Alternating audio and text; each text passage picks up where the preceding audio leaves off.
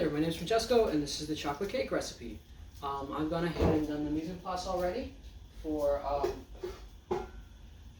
our entire recipe.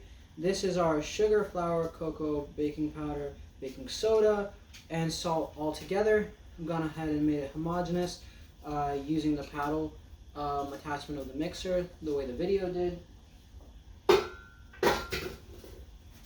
And while that was running, I went ahead and whisked together our eggs, milk, oil, and vanilla.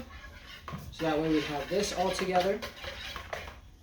I have our 2 cake pans ready. I have what we can go ahead and put the boiling water in, as well as a rack once the cakes are done. And in terms of getting them to be exactly equal, I have our scale, and I thought of a different way to do it, where I can pretty much pour the entirety of our mix into this, like obviously zeroed out, and then from there just pour it until half of the overall measurement is taken care of. And finally, I actually do have a cake tester so that we can make sure it's done. Right now the water is boiling, it's actually all ready, and we're going to get this all mixed together.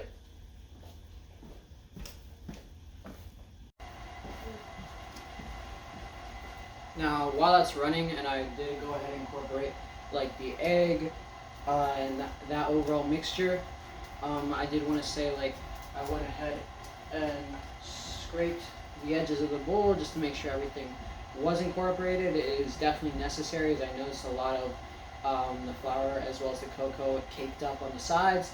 But I will probably do this one more time just to make sure everything's done, and then we will start the pouring process in terms of measuring it and then actually making it level across both pans.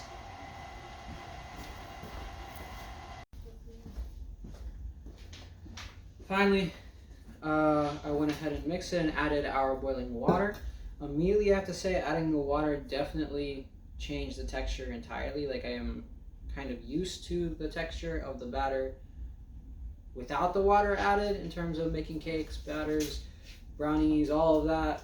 But after adding the boiling water, it definitely is a lot more soupy, if that's the right word.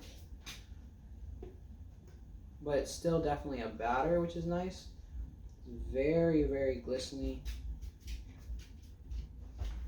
And I'll go ahead and get the rest of that. I also went ahead and put on an apron, because since this is chocolate, I really did not want it to stain this white apron, especially if I have to go into work, or also my internship.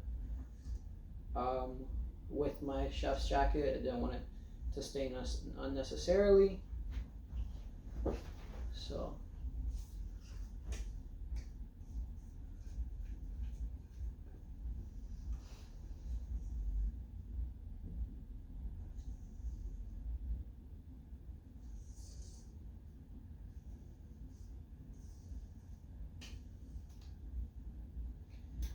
okay.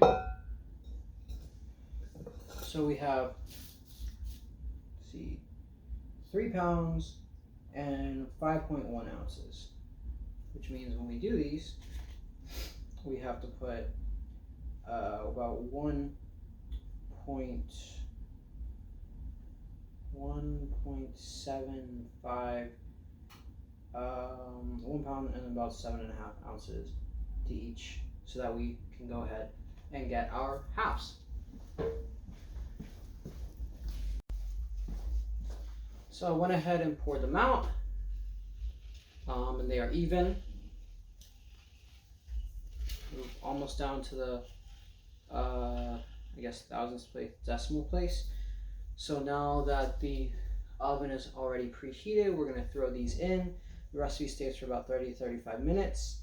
And then we will be using our cake tester to actually make sure that it is gone ahead and completely cooked through, and then we're going to throw it onto our wire rack so that way it can go ahead and cool completely. Okay, I went ahead and pulled our cakes out of the oven, threw them on the rack. They have gone ahead and cooled. I peeled off those cake containers that they came with. They were pretty good, but at the same time, even like after being very careful with them, they did, however, strip some of the actual cake because they got stuck to the actual little cake tin things. I went ahead and put some oil on them when I started, just to hopefully reduce that, so it didn't take off that much. But I will definitely be using more next time, so that way that does not happen. That being said, they came out very nice.